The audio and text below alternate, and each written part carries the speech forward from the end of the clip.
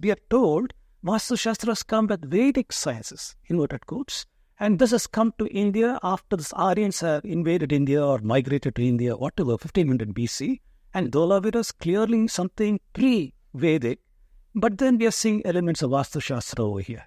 Coins from Karnataka in a place called Kuntala, 600 BC to 450 BCE, on those coins you see compound pulleys. And these kind of compound pulleys have been used in Konark also to build a temple.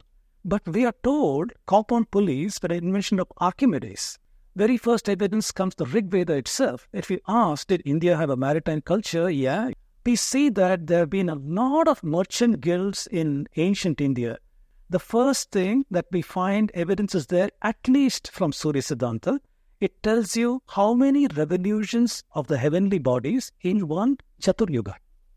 One Chaturyuga is 4.32 million years. Every Siddhanta practitioner knew this is a fundamental thing, understanding how many revolutions in a Mahayuga.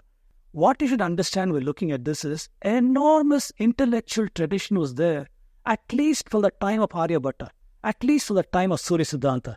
We are told that everything was copied from Ptolemy. Even in Ptolemy's time, the epicycle model of the Greeks shows so much of error, whereas the Indian epicycle model is much, much less in error. It appears that in 5000 BCE, the parameters given in the Surya Siddhanta seem to be the best in that time frame. We were told that Aryans brought iron into India from Central Asia in 1500 BC, but in India you're finding iron much earlier.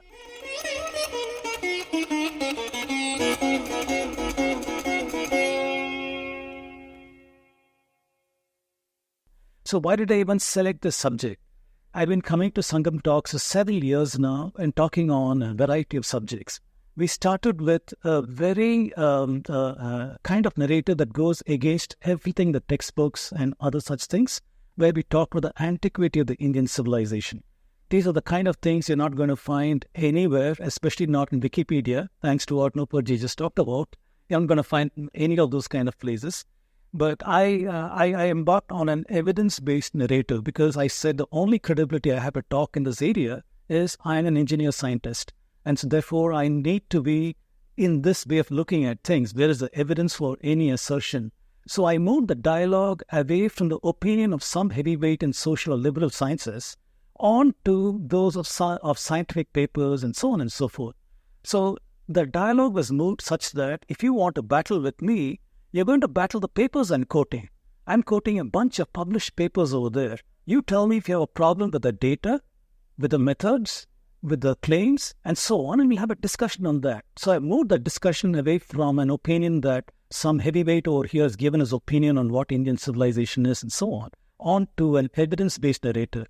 So in Sangam Talks is a place where many of these ideas became popular, and I'm thankful to Rahul for having provided this forum for that. From that, I went to the next part of the discussion. I said if India is an ancient civilization, we should have evidence of accumulation of knowledge in various areas. Do we have evidence of accumulation of knowledge? So the next few talks I gave at Sangam were focused on showing great accumulations of knowledge, whether it is in astronomy, whether it's in mathematics, medicine, and all of these areas. We could show a citation trail going back tremendous distances into the past and showing an accumulation of knowledge. So with that, now I'm coming to selected episodes here and there. There's no main theme over here. It's only a curation of a few things that I have seen. I call that as wonders of ancient Indian engineering and sciences. I hope you like the curation of facts I put over here. So like I said, the background is India is an ancient civilization, contrary to textbook assertions that we have on these kinds of things.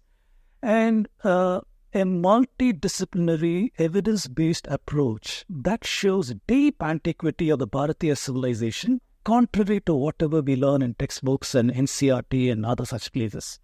And we can also show that knowledge systems have evolved and matured over very vast periods of time. These are not like Wikipedia or others assert that we learned from the Babylonians, from the Greeks, and so on and so forth. Rather, we can show it in this way. And what I've done here is I've just highlighted a few areas like architecture, marine tech, optics, and things of this nature. So the first thing I'd like to show you from sciences of the ancient times is to show you the technological prowess.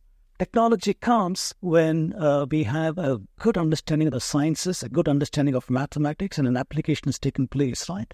So to show you from ancient structures to temples. So what I did was I went to the great friend of ours today, ChatGPT. And I told ChatGPT, you know everything about Dholavira. Consider all the published literature on Dholavira, the archaeological records and so on and so forth. Reconstruct to me how Dholavira would have looked. And also tell me where are the parallels with Vastu Shastra and Dholavira. And ChatGPT went spinning for some time and spin. Said, okay, I'm generating something for you. And it generated this amazing image over here. This is showing Dholavira in 2800 BC with a citadel. Citadel is a feature of all Indus cities. And that shows you over there. And then the middle town is shown within the fortified layer. And the lower town outside. And what you see is evidence of town planning, water management, and so on. And ChatGPT went on to enumerate all the ways it's aligned with Vastu Shastra. This is something a little discordant with us because we are told Vastu Shastras come with Vedic sciences, inverted quotes, and this has come to India after the Aryans have invaded India or migrated to India, whatever, 1500 BC. And Dholavira is clearly something pre-Vedic, but then we are seeing elements of Vastu Shastra over here. So this is one of those discordant notes that we see over here. Anyway, something pretty amazing that we can see from here.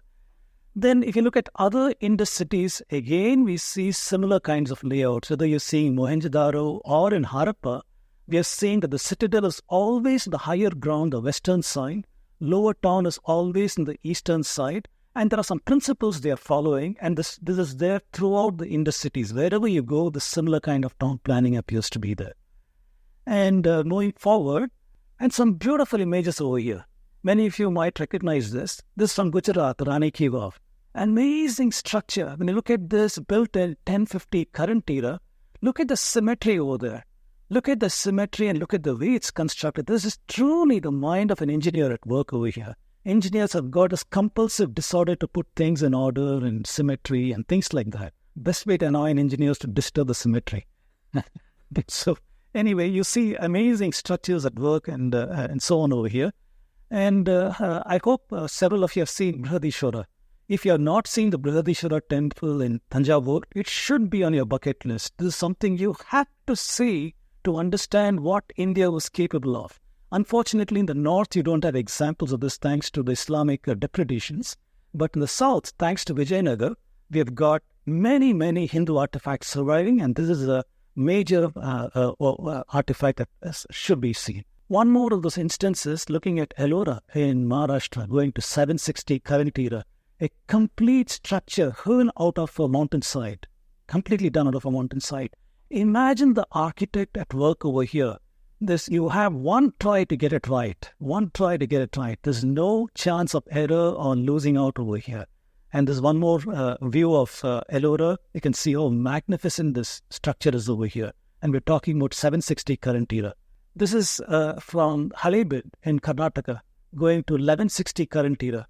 I'd like to draw your attention to the pillars over here. Look at the pillars. The pillars seem to show sign of some kind of lathe, as if it's been put on a lathe and milled around and those kind of things. Highly polished kind of pillars, and it is, I'm not claiming they were lathes because of the multi-ton pillars. I don't think even today you can do that. But this is something amazing. Whatever engineering was done here, it is simply amazing. Going forward, this is in Rameshwaram, 11th century, destroyed and reconstructed again in 1750 current era. And look at the symmetry again. It's like rays of lights going to a point at the very distance. Amazing symmetry that you see over here. All these things I gave as examples of the technological prowess of our ancestors, the kinds of things that they were able to do. This is one more engineering marvel. This is from Konark in Odisha, going to 1250 current era, the famous Sun Temple. And what amazed me was, in Konark, we very luckily have got palm leaves that tell you how the temple was constructed. Thanks to a person called Alice Bonner, who spent a long time in that area and finally got palm leaves from that place, which show you how the temple was constructed. If you take a look at this, what we are seeing is the palm leaves are placed on one below the other, 1A, 2A, 3A, 4A, those are all palm leaves. And put them one below the other, what do you see? You see the plan and elevation of the temple coming out over there. The plan and elevation of the temple are coming out 1250 current era. In engineering, we learn about first angle projection, second angle projection, third angle projection. We're told that these ideas came from Europe and places like that. But you're seeing over here what perhaps is a first angle projection right over here. So what we're seeing is engineering drawings on palm leaves showing plan and elevation. And going forward, the palm leaves show a whole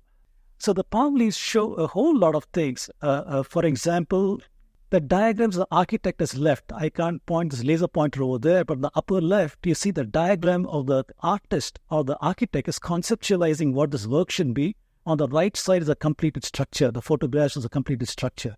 So you're seeing these kind of amazing entities over here. And the description of the architect, you might not be able to read it from back there, but translating from the palm leaves, the architect is starting the homage to Ganesha. And after that, he's going on to saying, I'm going to record all the measurements from various parts of the temple. I'm going to lay out what it's going to be in which corner, how it is going to be done. So you have a master architect. Those of us are wondering, how did they build these temples? Did the king give a bag of gold coins to some shilpi and said, go do your thing? He takes a chisel and hammer and starts hammering away at stones. This is the kind of mental image we have, right?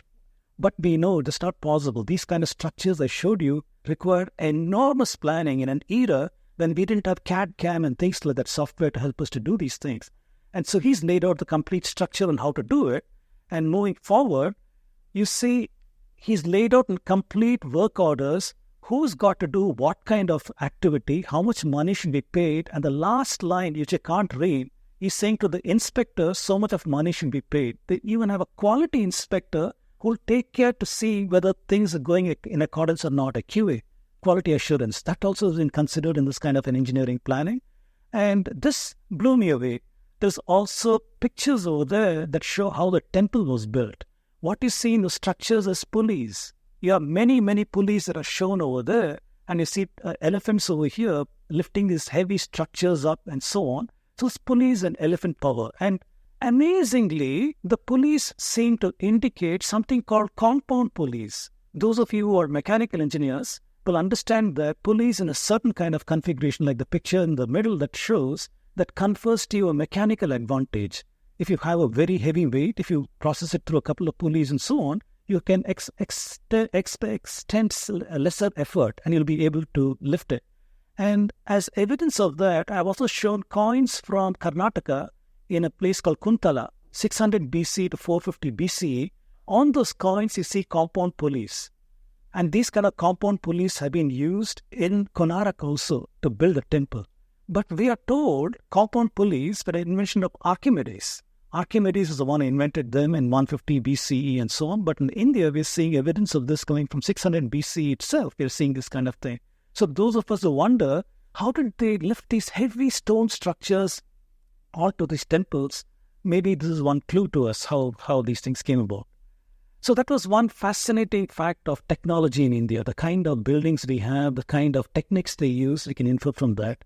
One more thing I wanted to point out was the civil works in ancient India, and there are several of them.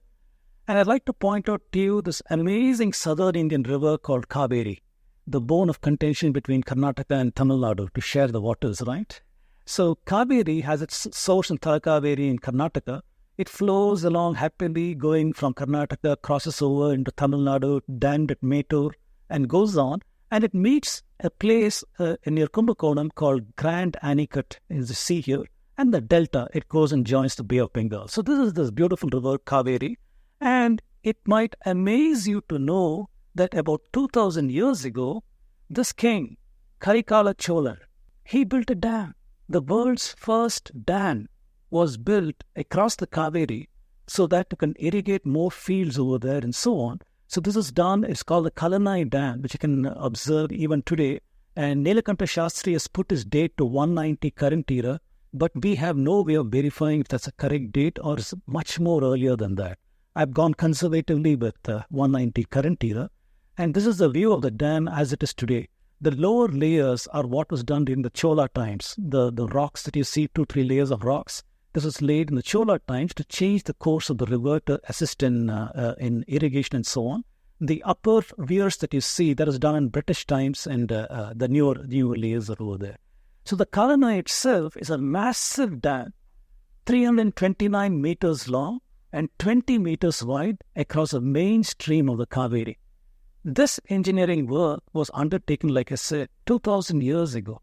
Nowhere else in the world something as amazing like this has been done. People talk a lot about Roman engineering, Roman aqueducts and things of this nature, carrying water. But what you see here is engineering on a scale that is unimaginable for the period of time that we are talking about. And moving forward, this is an aerial picture of this Kallanai, how the Kaveri comes in over there. Because of this damming over here, we are seeing that canals take water away. On the lower right, you see two canals, the left and right. That allowed it to irrigate a whole lot of areas. And like is shown over there, this ancient irrigation network, which the dam was a centerpiece, covered 69,000 acres. That is how much the Cholas were able to irrigate. And even today, if we take a look at the empires in the south, the Cholas were the most successful people. The Cholas ruled over the Kaveri Delta. Because of things like this, they were able to grow rice crops, up to 2 to 3 rice crops in a year. And on the riches of the Kaveri Delta, they were able to build enormous navies. If you go to Kumbakonam and Tanjavur, you'll know what I mean. The power of Cholas can be seen there in the number of temples you have and things like that. They had huge navies that was going all the way to Sumatra, that was going to Java, that was going even up to China and ruling the seas, up to South China Seas. All that was done on the power of the Kaveri Delta. That is why they were able to rule it. And here is one instance where the ingenuity of their engineers allowed them to have this kind of prosperity in those times. And in the early 20th century, because of these new ways of irrigating it, today up to 1 million acres are irrigated by this particular river. And there's a factoid over here, which is a little disconcerting for most of us, that when the British, when they encountered this particular Kallanai, they wanted to widen the dam to make it a little more deeper and so on. But where do you get the stones for that? So there's a British officer called Cotton. He suggested that we'll dismantle the temple that we call Gangaikonda Cholapura. How many of you know Gangaikonda Cholapura? Okay, some of you know that. It's like a replica of Brihadishwara. You're very close to it. They proposed dismantling this temple and taking the stones and widening that river. Shocking for those of us who loved this heritage of India to imagine that. But then the public, when they heard about it, they rose in such an uproar over there. So that plan was put away. So this is the picture again of the Kaveri Delta after the old delta shown over here, and below is a new delta. So you can see the amount of irrigation that is possible because of these ancient ideas. Once again, an instance of Indian ingenuity at work. From the deep south, we are seeing these kinds of things. And in accordance with this, we also have the maritime prowess of ancient India, right? So because we have a huge coastline, you can imagine that Indians have used this to their advantage in some form or the other. And evidence comes from a lot of places. Very first evidence comes to Rig Veda itself. If you ask, did India have a maritime culture? Yeah, go back to the time of Rig Veda itself they're talking about. In the first verse over there, we are seeing that in this English translation, he who knows the path of birds flying through the skies, abiding by the ocean, knows the path, the course of ships. Very cryptic kind of thing. Today, you've got GPS, satellite communication, and all these things to help you with navigation. But in the old days, what would you do? When you're out in the sea, deep sea especially, how do you know where you are? Yeah, you could look at the pole star and know your latitude, but do you know which direction land is in?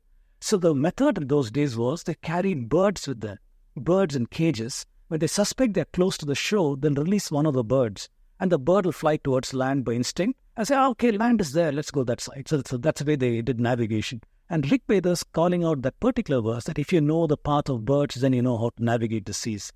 In one more verse, it is talking about merchants who are crowding ships in order to go on a voyage for gain and so on.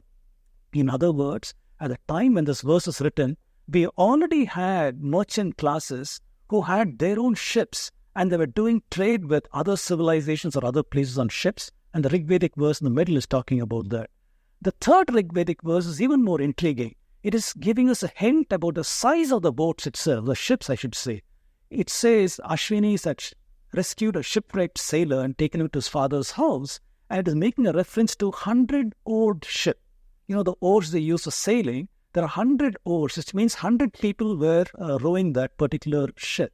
That gives you a size of the idea of the size of the ship in the Rig Vedic time itself. And moving forward, we see that there have been a lot of merchant guilds in ancient India, whether it is in the Mauryan times or whether it is in the Chola times, Pallava times, and so on. I've given some instances from southern India over here. This is from the Tamil Nadu Archaeological Department. What you see on the right, upper right, are the emblems of these various communities.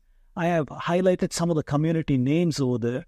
Typically to the Chettiars. The Chettiar communities were the Vaishyas who had enormous trade guild. They had so much of clout that they had enough money to build these huge ships and take them to various places. They're all private militia so that the ships can be protected against pirates and things of that nature.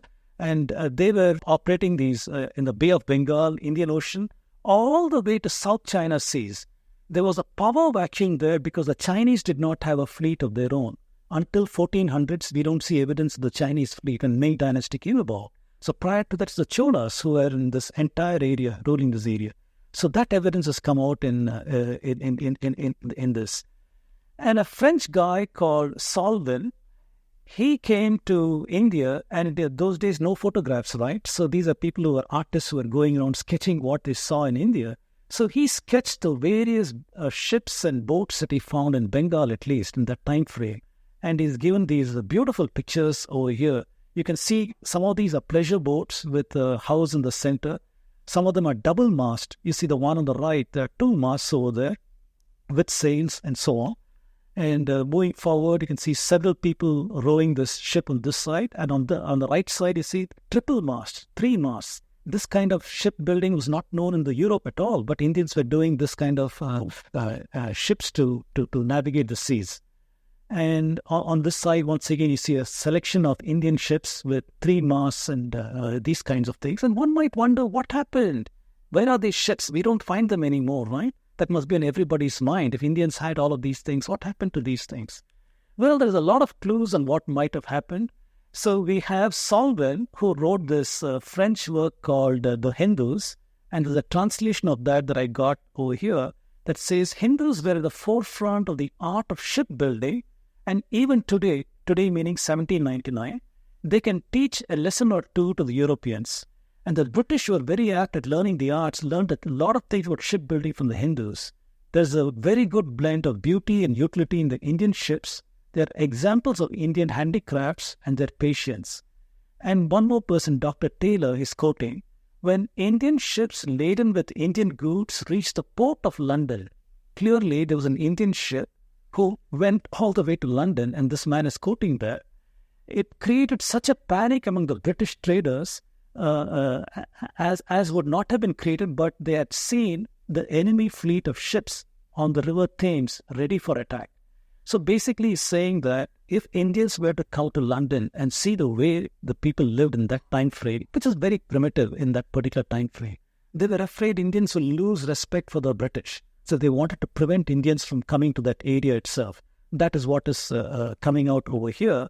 And eventually it led to an end of the Indian shipbuilding itself, because the East India Company passed a law.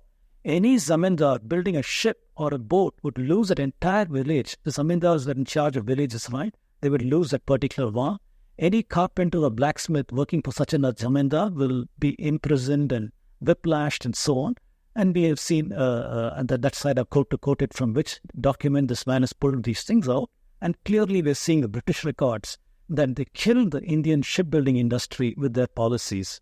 In fact, their policies that said every ship must have, most of the crew should be British.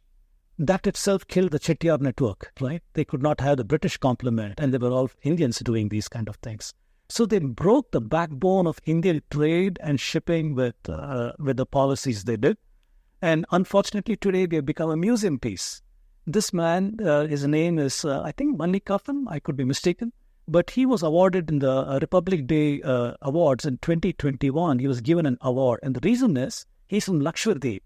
He's one of the last guys who knows how to construct this ancient Indian ships without any iron used and just with coir ropes and other such things.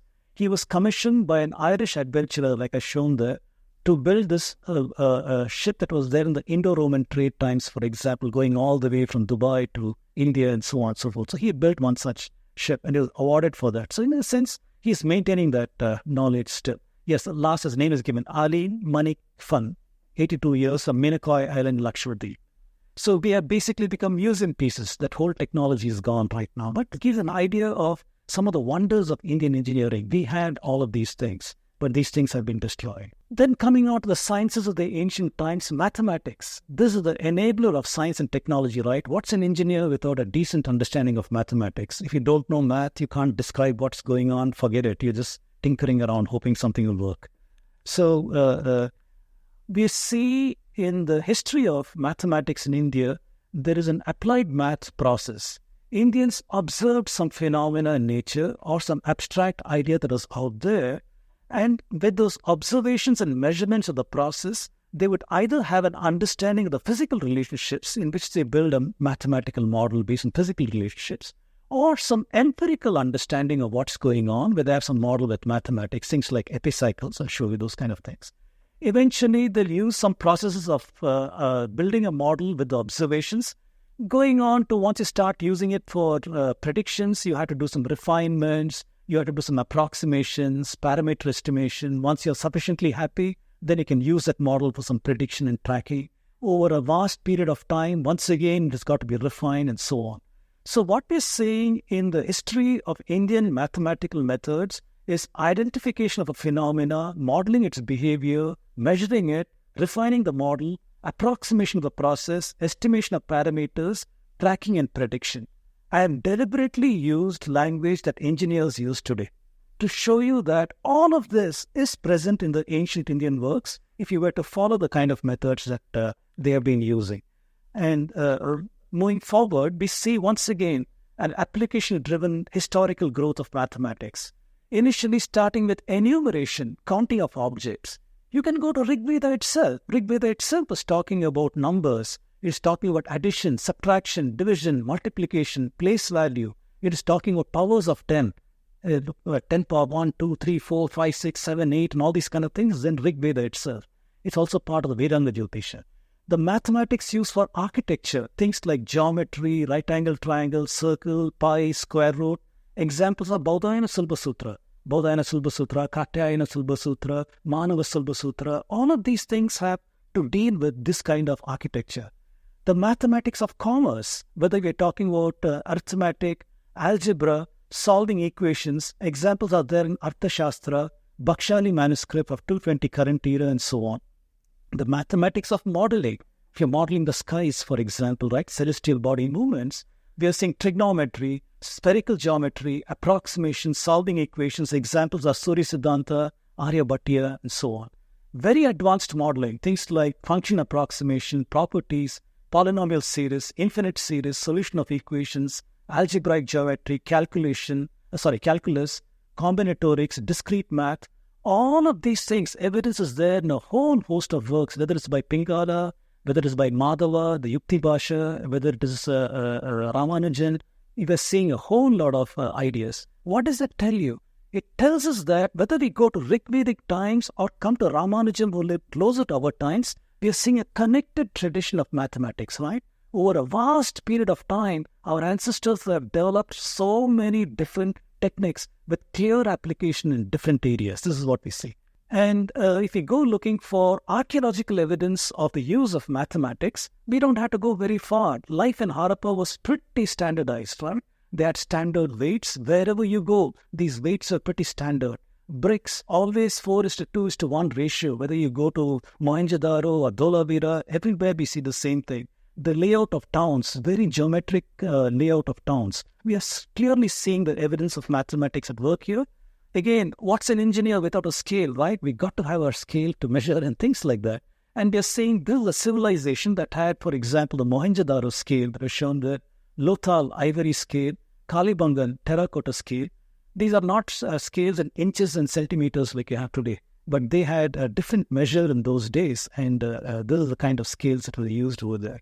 What does a scale tell us? A scale tells us that this is a civilization that is investing in measurement. Why would you do measurement unless you're mathematically literate? You're mathematically literate, you're doing measurements for the purpose of using it for some model. You have some model, some way of applying it. All these things tell us that is a very mathematically literate society that is doing all of these kinds of things. And this is an amazing thing that came out some time back. in an ASI record.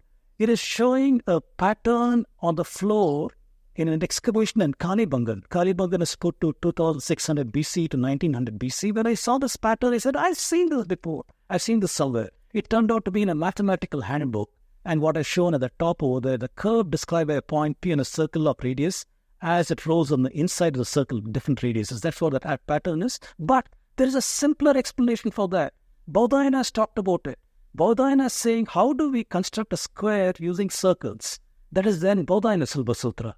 And the next image shows you this. So in this sutra, we are seeing that if you drive a stake into the ground and tie a rope, it's so trivial to construct a circle. Just walk around at that extremal point, you can draw a circle. So he's got a procedure, how you draw the sequence of circles over there, eventually getting that square that you see. And that pattern, that four-clover pattern is exactly what you're seeing in Kalibangan and Tai flow, right? So what it is telling us is that something is wrong over here. Either Bodhayana is merely quoting what is known in ancient times, or Bodhayana's date that the Westerners are putting, anywhere from 800 BC to 200 BC, they place his date. That is wrong. Maybe Bodhayana should be placed somewhere near this time frame itself, closer to Kalibangan's time frame, because this mathematics seems to be popular over here in this time frame. Going forward, evidence of zero.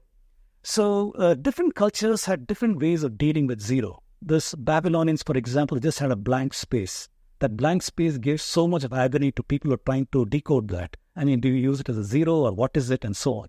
So Indians had a zero and a symbol for the zero, and there's a lot of controversy of where did it come from. They thought that first thing came somewhere in Cambodia. Then they said, okay, Gwalior temple has got an evidence of zero. Eventually they found that Bakshali Manuscript, that itself has got zero in it, and the evidence goes back with carbon dating in Bodleian Library to 220 current era. That's when it was decoded. For example, in this work, you see that fraction, one fraction multiplied by another to produce this huge number. Clearly, zeros are a long division procedure with zeros. It is right over there. We also know about the evolution of Indian numbers, right? Starting from the Brahmi symbols that you see right at the top, going on by the time you come to the Gwalior temple, you're seeing the Devanagari symbols over there. That has gone through the Islamic invasions, it has gone to Arabia. And from there, it has gone to Europe, eventually evolving into this familiar figures that we see 1, 2, 3, 4, and all those things. By the 16th century or so, we got these numbers.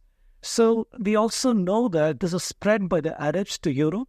And I'm glad to say I learned these things from Dr. C.K. Raju's works. He's a pioneer in some of these things. So it is his works that I learned about many of these things.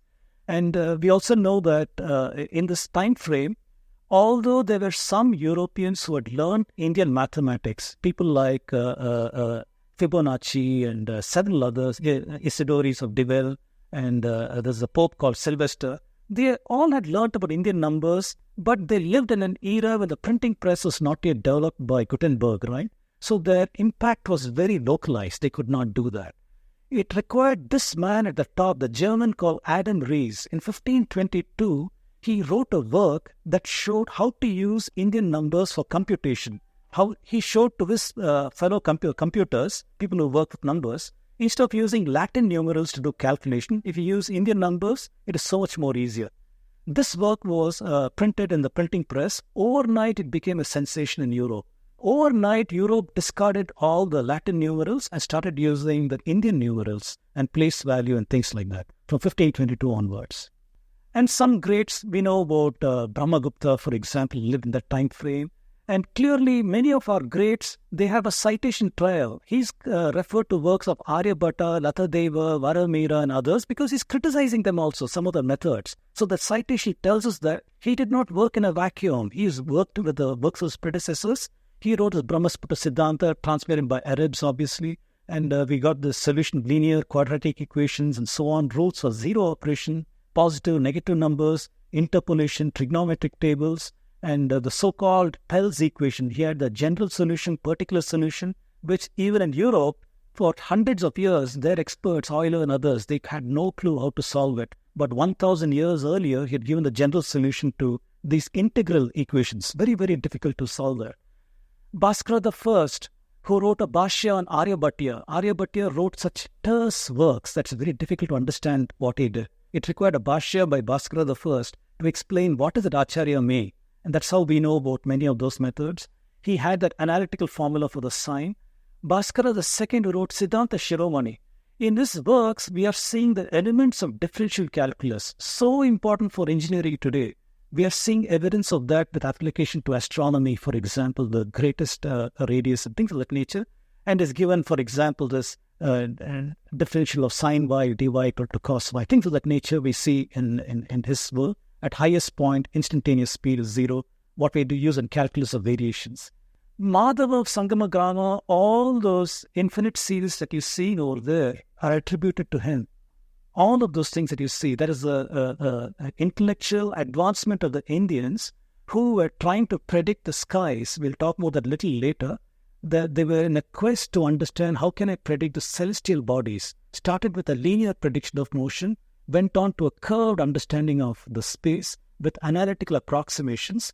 By the time we come to Madhava, the approximation has become an infinite series. That is what we see over there. And we have several alumni in his school, Parameshwara, Nilakanta Somayaji and others who continue that work. And Dr. C.K. Raju has said, Madhava, who has invented calculus, his works were transmitted through the Syrian Christian church a century before Newton, right? And later on appropriated perhaps by Newton in his fluxions idea and all of this kind of things coming out in a vacuum and such things. So I'll take a very, very small detour over here. We have modern inventions today that we cannot imagine the kind of intake routes that they have. And I'm going to give you one such amazing thing. There is a technique in engineering that is a workhorse of industries today called linear programming. Without linear programming, all industry is going to die today, right? Because every major company uses that to understand how to move men, materials, and things like that. So after World War II, the US military wanted ways to move men and material at least cost. And this person, George Danzig, he invented a method called simplex that could solve this linear programming in 1947. And today it is a workhorse, but it's exceedingly expensive in the worst case. It's exponential, meaning that if your problem is big enough, it is going to take a pretty long time to solve. But in the general case, it solves fairly easily, so people use it a lot. And we see that over time, people started working to improve this.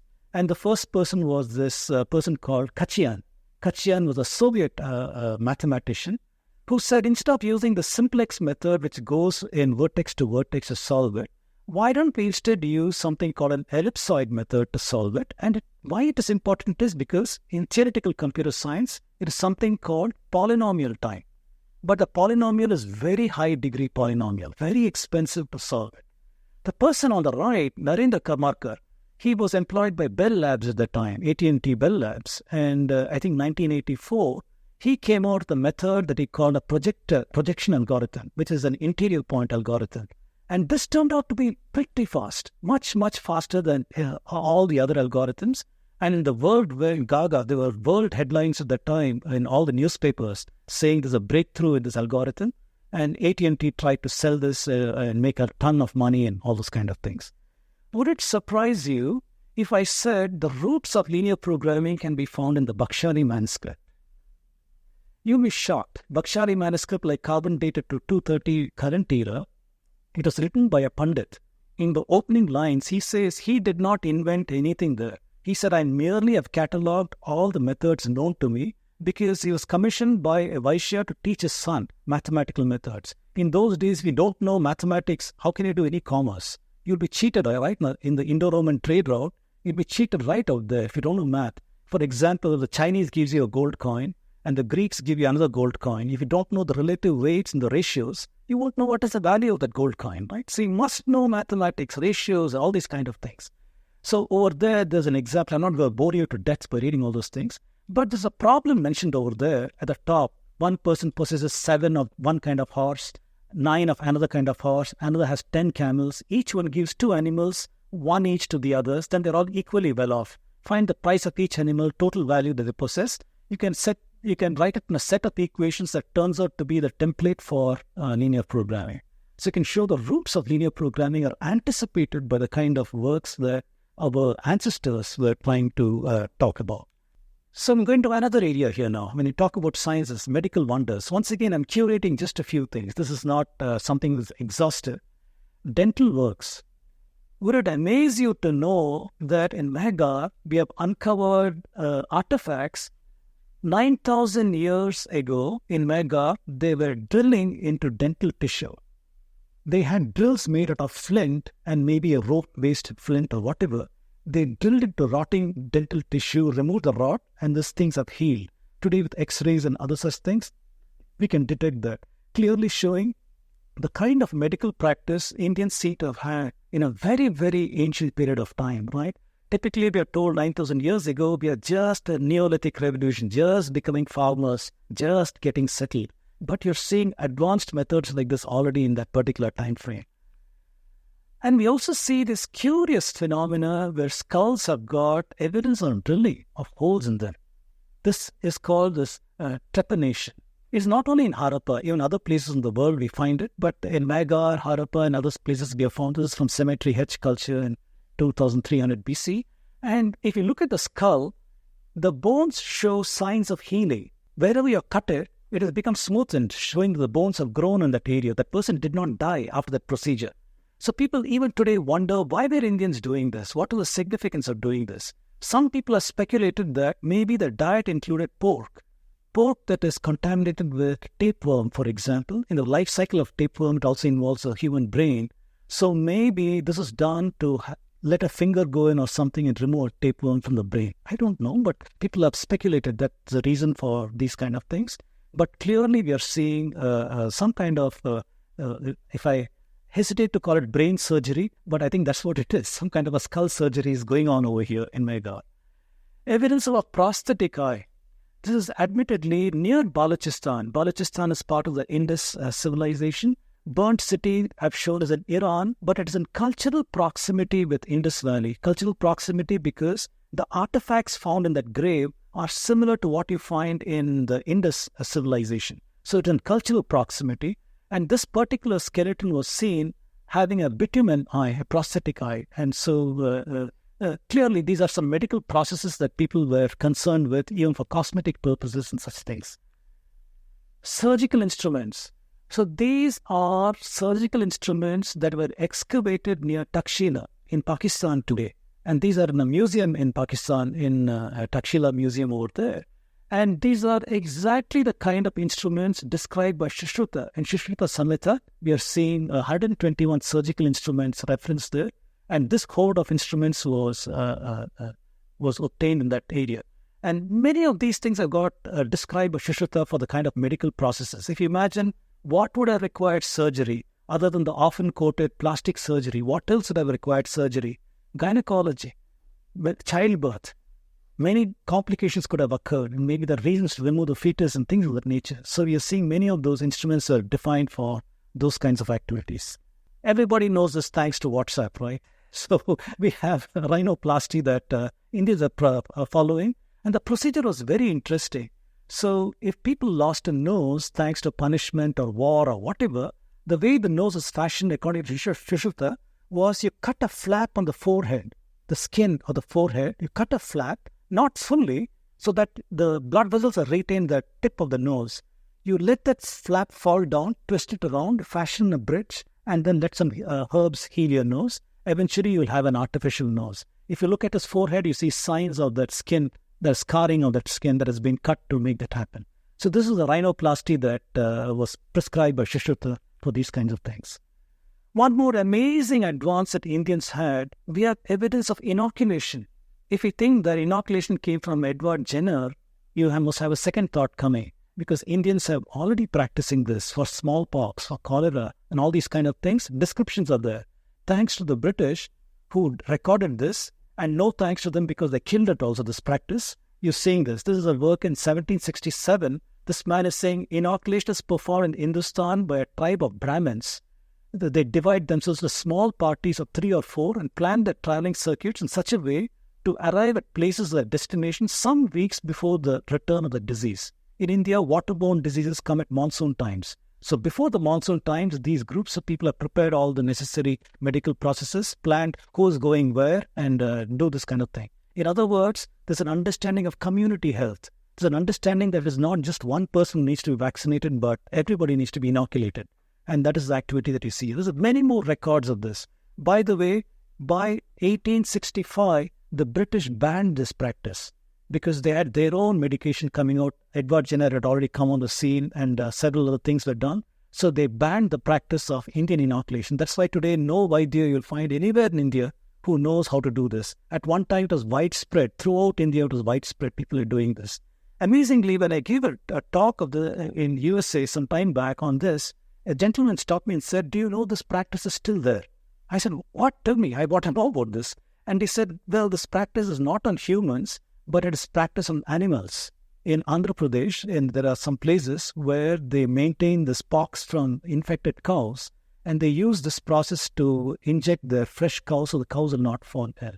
So this traditional practice continues to be there in some villages, but only on animals, not on humans anymore. This is one more amazing thing that caught my eye. The use of glass. How old is the use of glass in India? Many people tell us it came from the Romans, it came from Mesopotamia, it came from various other places and such things, in line with what they normally say. We'd like to investigate glass, lens, and optics. Was they even known in ancient India? We are seeing in Harappa itself. In Harappa, we are seeing evidence of the use of glass, except it is called faience.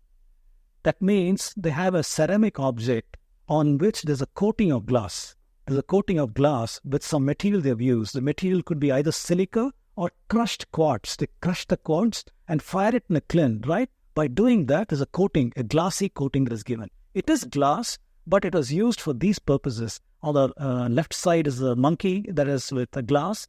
On the right side, many other artifacts of this one. And this from a famous archaeologist who worked on that site.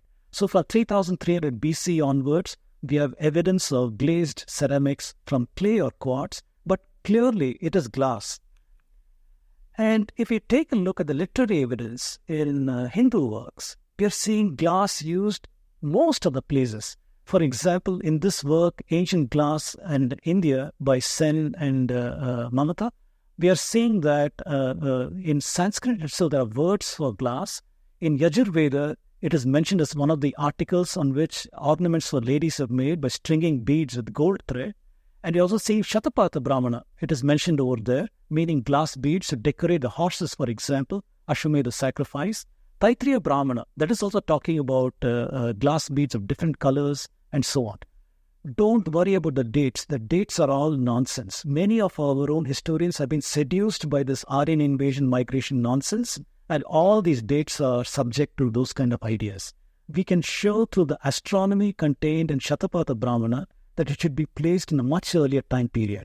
At least that part of it is in 2900 BC and so on. So none of these dates are relevant. But the fact is that glass is mentioned in our ancient texts. That is the bottom line. That is the data that we're taking out of this one. And this work has also compiled other pieces of information.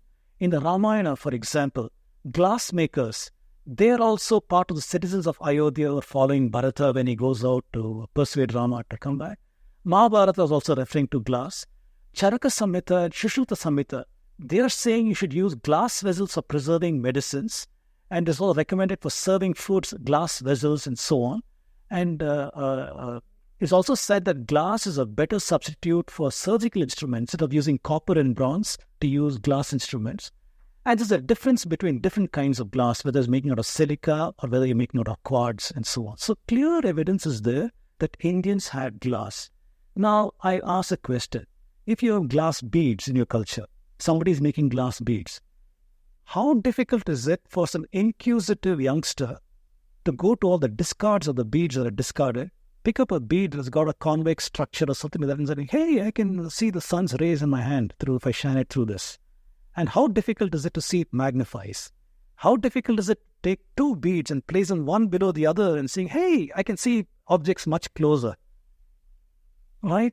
You can imagine that a lot of discards that have been there in the jewelry making industry. By the way, I did not mention one thing in my talk. Indians use diamond drills. The first in the whole world, diamond drills were used for these glass beads to make the holes in them and things of that nature. So, like I said, having glass, it is not difficult to conceive that people would have understood the lensing phenomena itself coming out of that. And if you look at Vaisheshika Sutra, this is not talking about light rays. about light rays, the fundamentals of physical optics. And the date for Vaisheshika that I put around 1800 BC follows from the kind of work that I've been doing. If you take the traditional date of Gautama Buddha to 1800 BC, Puranic dating, then Vaisheshika should be placed, Rishi Kanada's placed earlier than him. That's the timeline over there. And you see, light rays are supposed to consist of infinitely small particles which dart forth or radiate in all directions rectilinearly with inconceivable velocity. This is what it says in the Vaisheshika Sutra. So there's a clear understanding that light is composed of rays, straight lines and rays. And this idea percolates not only from Vaisheshika. By the time you come to Aryabhatta, Aryabhatta is now discussing eclipse phenomena based on ideas of, if I have something like a huge lamppost, the sun actually, and let's say one more lamp, which is the earth over here, and the moon is over here, then he's talking about an extremal ray coming from there, falling over here. Will the shadow be on the earth and moon and things of this nature? He's using right angle properties with the idea that light travels in straight lines. So this idea is there in the Indian civilization before Al-Haytham came onto the picture, or before anybody else with physical optics came on the picture. Indians have had a clear understanding of light rays. Evidence is there at least from Vaisheshika. So we also see the last line that's said there. Al-Haytham, one of the famous scientists in the Arabic tradition. So he worked on optics, and the Westerners love it because that was the basis of their own optics.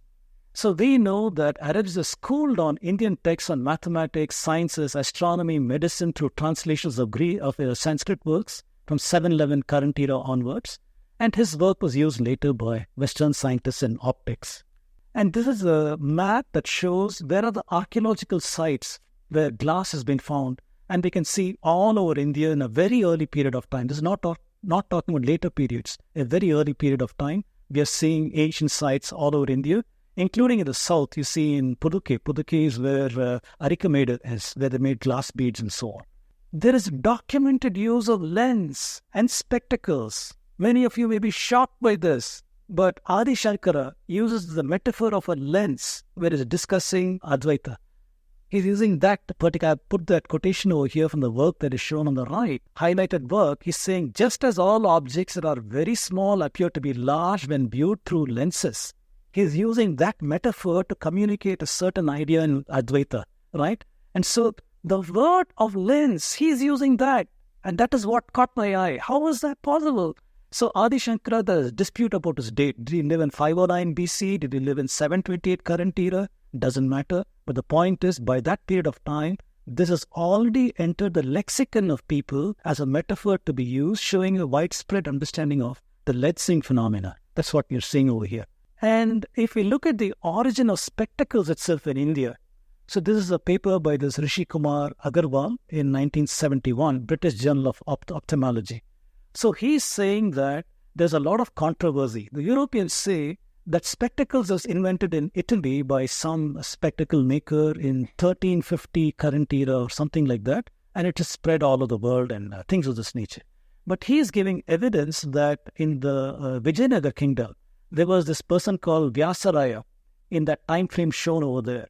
So he used spectacles at the age of 74 to read a book in 1500 current era in the court of King Krishnadevaraya.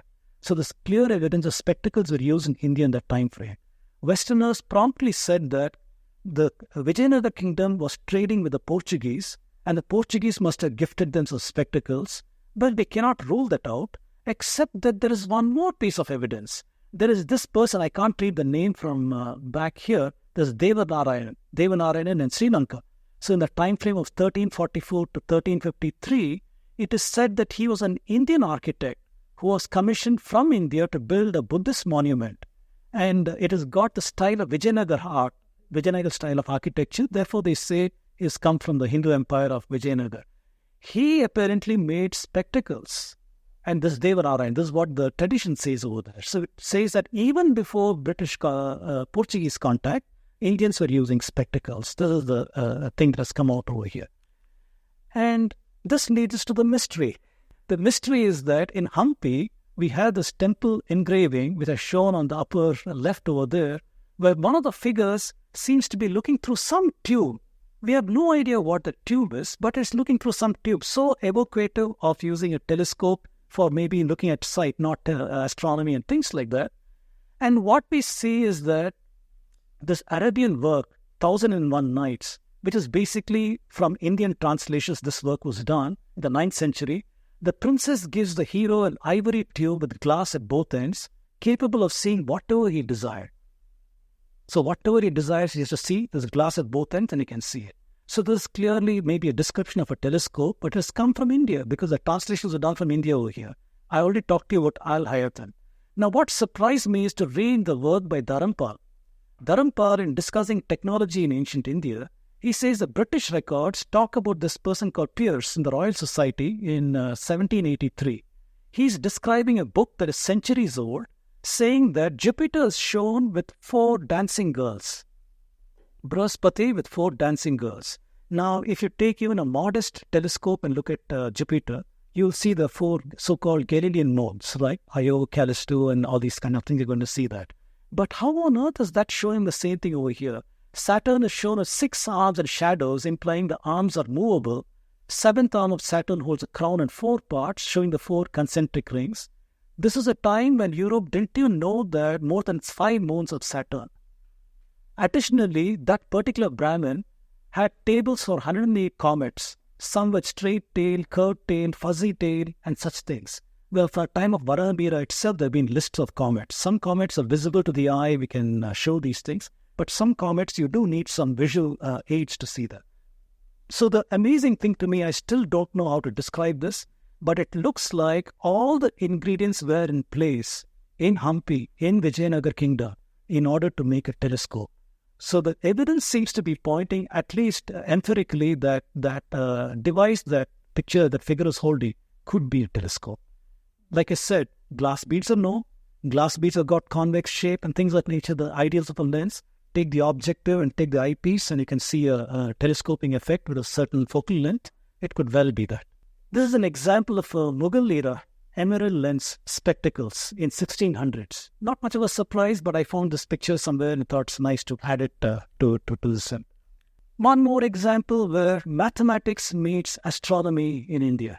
Just to show the technological prowess of ancient Indians, just to give some simple ideas, we have 5,000 years of instrumentation.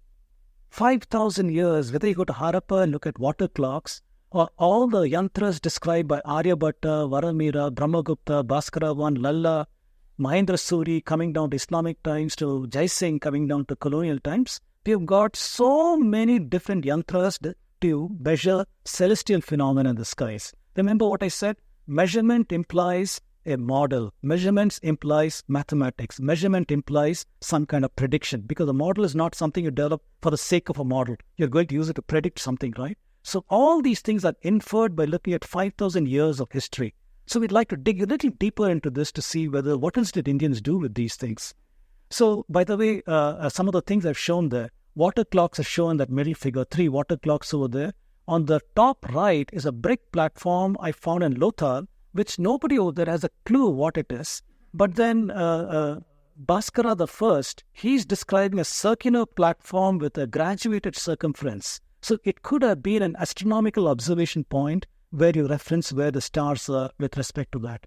The photo that is shown at the bottom, that is called a Goli Yantra. A Goli Yantra is described in Bhaskara II, in Siddhanta Shiromani, as well as in Surya Siddhanta, describes how to construct that object.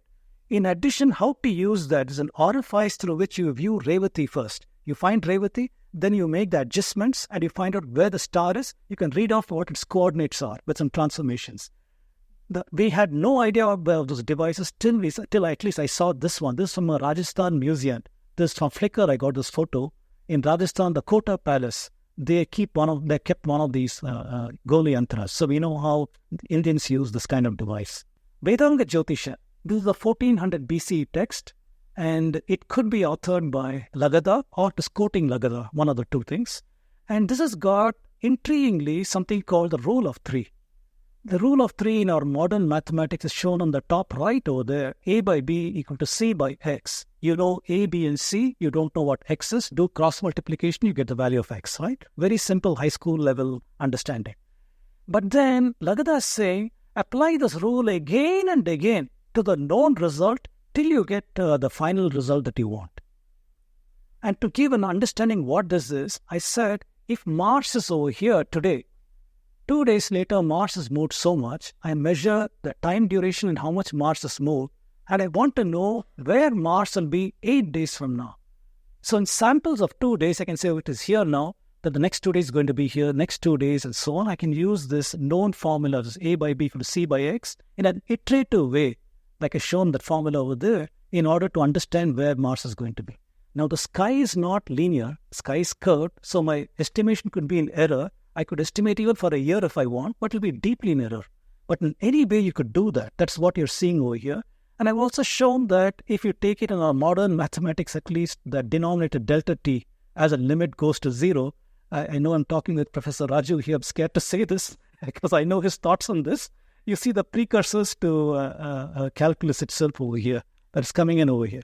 So our Indians also observed that space is curved. Linear is not enough. We had to go beyond linear. What is this telling us? They had a model. They tried to apply that model to reality. They found that observation does not match our theory. That means there's an error.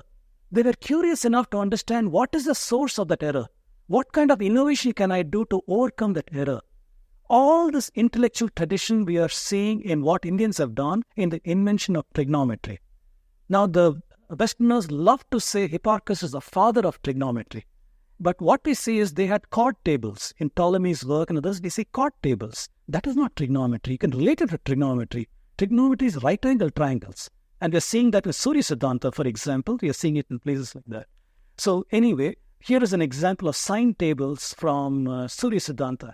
Very interesting. Look at the formulas that I've shown in that box over there.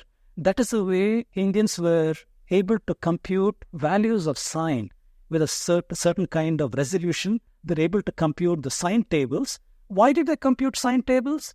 In order to use it in the theoretical calculations to understand celestial body orbits, to understand them at the moment, they needed these values. It was a ready reckoner. They'll use it for things of that nature. We have evidence that Indians work towards higher and higher accuracy, functional approximation. When Aryabhatta did his work, he did linear interpolation for function values. Bhaskara the first, he's used some analytical function for sin x and to do his work. By the time you come to Brahmagupta, that linear is no longer good enough. He has used second order interpolation. He wants higher accuracy. He's finding that using Aryabhatta's method, I'm not getting the accuracy that I want. My model is predicting Mars will be there, but my observation is showing it is there. Clearly, this is a mistake. But if you use a second order formula, you say it did better. Then by the time you come to Madhava, in 1400s in Kerala, he's used infinite series for sin x, cos x, tan inverse x, and all these kind of things, because even that accuracy was not good enough for him. What does it tell you? It is telling us that Indians, clearly we have evidence of observation, modeling, understanding the error, refining that through novel understandings, novel methods and such things. Everything shows advancements. Indians are advancing further and further in these areas of mathematics. That is what it is showing us. Then how did Indians locate objects in the sky? We had the nakshatra model. Everybody knows nakshatra model is there and so on. How do you communicate it with somebody? How do you tell somebody that nakshatra is there, that is there? Because it's not going to be there 1 month later. 1 month later at 8 o'clock at night, that nakshatra is not there. It's somewhere over there. So how do you tell people where the nakshatra is? Indians had a coordinate system. People are shocked when they hear that. Just like we use latitude and longitude today to understand GPS coordinates, Indians had a celestial coordinate system in order to map where the celestial bodies were. And in particular, we had something called ecliptic coordinate system. Ecliptic is the apparent path of the sun as it appears to go around the earth. That is the cutting plane that divides the celestial globe into the upper and lower half. So if there was a star in the sky that I wanted to locate, two measurements, two angles will tell me how I can locate that particular one, the ecliptic coordinate system. What you're seeing is one is at altitude, that beta that you see, that lambda is a distance to the ecliptic, and that ecliptic, basically the zero reference meridian, coincides with vernal equinox. Where vernal equinox, called the first of Aries, that is the zero line. And because a sidereal measurement was used, sidereal meaning the vernal equinox was described with respect to a star in the background. Unfortunately, that is not going to be true forever because Earth is undergoing something called precession of equinox, where the axis of rotation, where it is pointing to the sky, is tracing a path that takes 26,000 years to complete.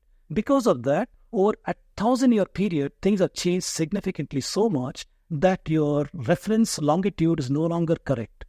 So it necessitates change in the calendrical system, whatever you're using. So there's some evidence that things of that nature have been happening. For example, the nakshatra at vernal equinox in 4000 BC was Mridashesha. It went to Rohini in 3000 BC, went to Kritika in 2300 BC. It went to Bharani and finally Ashwini in 800 BC. The version of Surya Siddhanta that Burgess got to translate has got a list of nakshatras that starts on Ashwini, saying that that particular revision must have been done around 800 BC. Every time the reference was changed, Indians had to once again translate these coordinates to the new system. So all this evidence is present in the Indian works. And going forward, here are some of the coordinates. You can't read it from back there, and I'm struggling to read it from here too. So from the coordinates on Burgess' translation of Surya Siddhanta is what you're seeing over here. So it's called Swabhoga. If you look at the Surya Siddhanta in one of the chapters, there are intricate numbers, 47, 56, 75, things of this nature. If you don't know what it is, you'll scratch your head wondering what it is.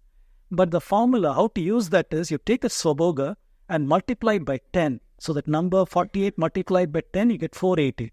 That 480 is in arc minutes, which you can convert into degrees and minutes and seconds and so on. That is giving you the position of that, a longitudinal position of that particular nakshatra.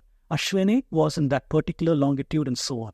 And the nakshatras, 27 of them, they span 360 degrees. Therefore, in a uniform reckoning, each nakshatra is 13 and 1/3 degrees. So that span can also be inferred from these kind of tables. So this is the way Indians had a coordinate system for the skies. Most people are shocked when they hear this because they ask, whoa, really? They had all these things? But yes, our education system doesn't talk about these things. But yes, Indians had these things. We have evidence that calendar system changed with time and these coordinates had to change. The first in the nakshatra list would keep changing with time. How did Indians track celestial objects? Things like all the planets, they move around all the time, right? How did they do that? How did they didn't have a planetarium software? How did they do that? Well, there's a procedure. Indians use the epicycle model to track movement of sun, moon, and planets. The first thing that we find evidence is there, at least from Surya Siddhanta. It tells you how many revolutions of the heavenly bodies in one Chaturyuga. One Chaturyuga is 4.32 million years. In 4.32 million years, how many times that Mars go around? How many times the moon go around? How many times the sun go around? How many times the Saturn go around? Jupiter go around? These constants have been understood by every Siddhanta practitioner in India.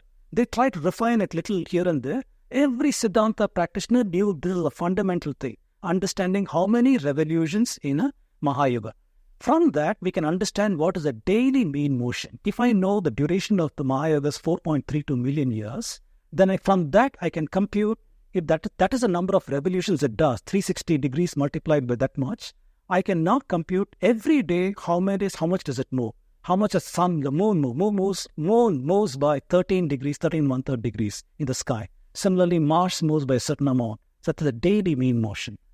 Now, Indians, after understanding this, they also knew what is the constants at Kali Yuga time for Ujjain. At Kali Yuga time, they presumed that all the planets are clustered at Kali Yuga, 3102 BC. All the planets are clustered. So the reference at Kali Yuga is 0 degrees. They're all at 0 degrees. Then they computed something called Ahargana. Ahargana would be how many days have elapsed from the beginning of Kali Yuga till the time I'm interested in. If I'm interested in October 19th, 2024, I see how many days have elapsed from Kali Yuga till present time. If I have the number of days, I can multiply it by the daily mean motion and I can get the mean position. Where's the mean position of the planet? Now, the mean position is not correct because we have assumed circular orbits, whereas we know there are elliptical orbits. They also did something called Desantara correction for local coordinates, not important. The next one is epicycle theory was used to compute the actual position. So Indians presumed that the mean motion is one big epicycle and the true position can be found on a smaller epicycle. The planet is going on a smaller epicycle around the Earth in this larger circle. If I want to find out the true position, I must figure out where it is on this. And they had intricate mathematics to do that. That's where sine, theta, and other things come in that particular formulation. So after having done that, they do additional corrections. What you should understand when looking at this is enormous intellectual tradition was there, at least for the time of Aryabhatta, at least for the time of Surya Siddhanta. These things are present over there to do these kind of activities. And there's a scientist called Anil Narayanan who lives in Washington, D.C. So he made a study of this. He made a study to see how accurate were the Greek models of epicycle and the Indian model. In the Greek model, the radius of the epicycle, the small circle you see on the left, that was constant. Whereas in the Indian model, on the right, it goes through a contraction and expansion depending on which quadrant it is in. It goes, the radius expands or becomes small. Evidence is there from works like Brahmagupta's works, from several other works. We got evidence there are two radiuses to be used over here. So we had this kind of an epicycle model. He was interested in knowing how accurate were these models to predict where the sun will be. I want to find out the true position of the sun over the course of an entire year.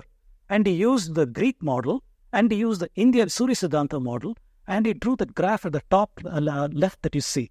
There is a dashed line and there's a strong line. The strong line is the Indian model, dashed line is a Greek model, and on the y-axis is the error. On the x-axis, the number of days, up to 360 degrees, 365 days. So you're seeing that the Indian error grows much smaller than the Greek error. There are two curves there. One is for the year 100. Why is year 100 important? That is when Ptolemy lived, right? We are told that everything was copied from Ptolemy. So at Ptolemy's time, what was the error in the Indian graph? What is the error in the Greek graph? You can see even in Ptolemy's time, the epicycle model of the Greeks shows so much of error, whereas the Indian epicycle model is much, much less in error.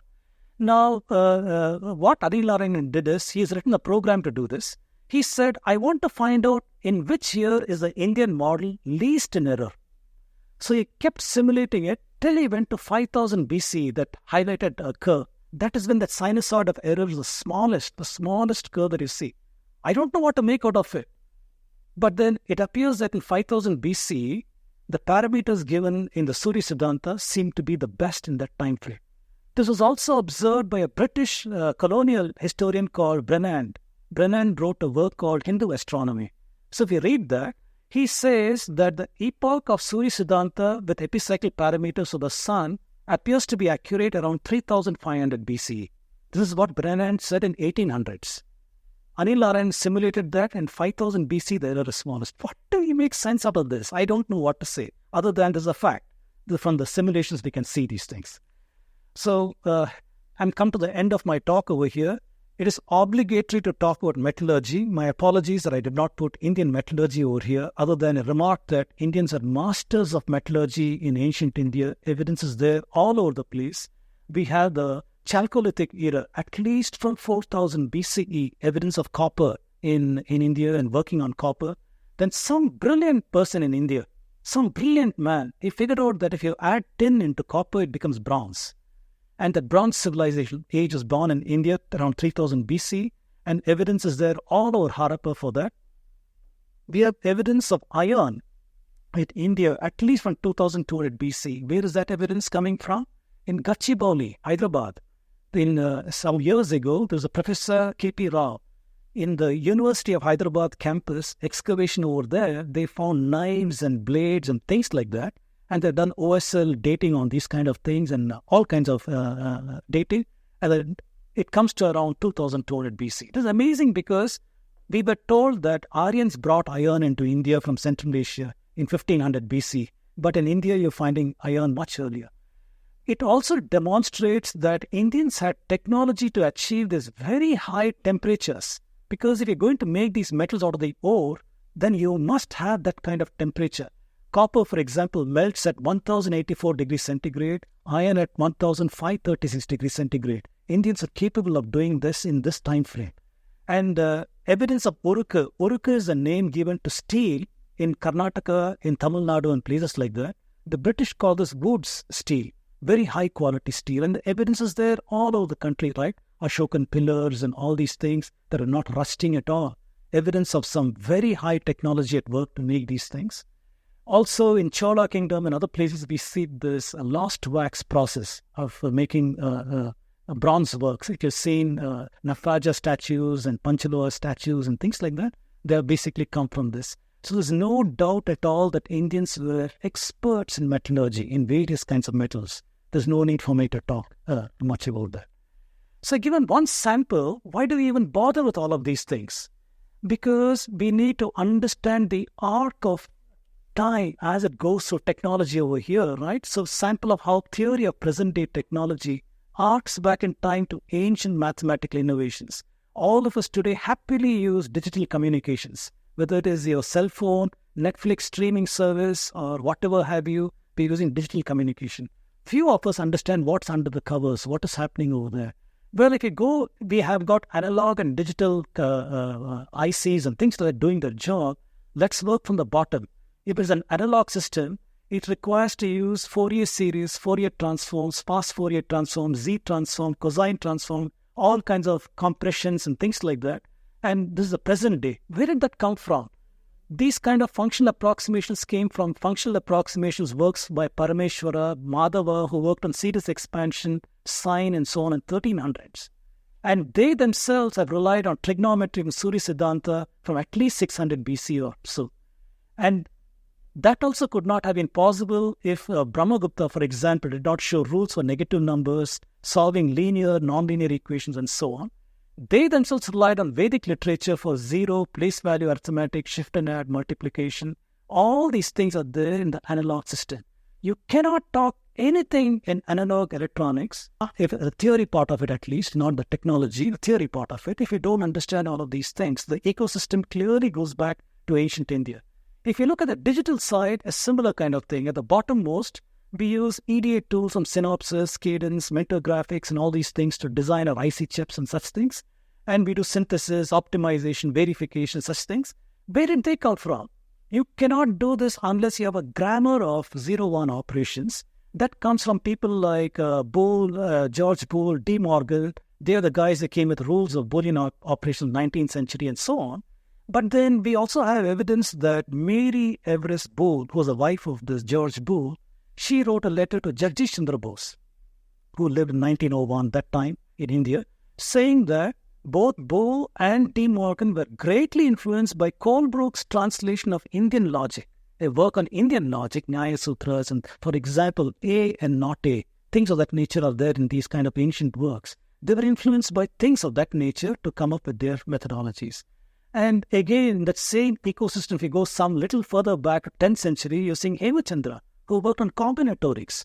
Combinatorics is such an important part. We talk about computer algorithms, enumeration, counting, graph algorithms, and things of that nature. You need combinatorics. That comes from his work. How many ways are there to arrange a short beat and a long beat if I have, let's say, n positions to be there? So that kind of mathematics is done in combinatorics by Hemachandra.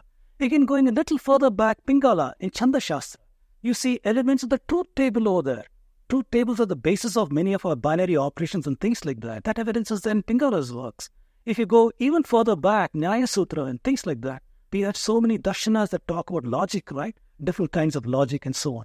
So the ecosystem clearly shows we cannot be here today if you're not standing on the shoulders of your ancestors. This connection has been disconnected in Wikipedia, in Western literature and so on, who say we learnt everything from the West and we had nothing at all. But the evidence is clearly showing to us that origins of everything in mathematics and engineering comes from this part of the world.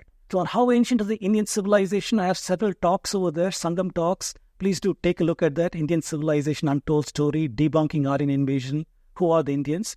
Answering this question holds the key to appreciating ancient Indian science and technology. If you cannot address how ancient Indian civilization is, you'll buy the story that we are Aryan invasion, 1500 BC, we are illiterate people because they didn't have a script, right? These invading Aryans didn't have a script. Illiterate fellows who had an oral tradition running around in India with caste, cow, curry and all that nonsense. Till Magadha made contact with the Greeks. 300 BCE, Alexander came, suddenly we had Brahmi script, suddenly we became civilized and literate. This is what we are told. So you'll buy all this nonsense that... but if you can understand the antiquity of the Indian civilization, with great accuracy you can reconcile these facts. You cannot reconcile these facts if you buy 1500 BC. That's a constraint that you must break those chains and throw it. Once you do that, then you'll be able to do these things. So my talks address that. And how did this knowledge go out of India? Professor C.K. Raju has worked a lot on this. I have learned a lot from his works and other people's works. I've summarized some of that before Pythagoras, during the time of Pythagoras, Democritus, after Alexander, Buddhist and Hindu outflows of China, Southeast Asia, to the Muslims, Abbasid Empire, Delhi Sultanate, Mughal period, colonial period. In every period of time, we can show that Indian knowledge has gone out of India to various places. Two of my talks over there that summarize some of those things. Okay, so in conclusion, we can show that India has a deep history going back several thousands of years. Knowledge systems are developed in the Indian civilization over a very vast period of time, and I've only sampled a few contributions of ancient Indians in architecture, mathematics, and astronomy. And my last line, our present-day technological world owes immensely to the mathematical innovations of Bharat. Okay, thank you very much for your attention. Thank you.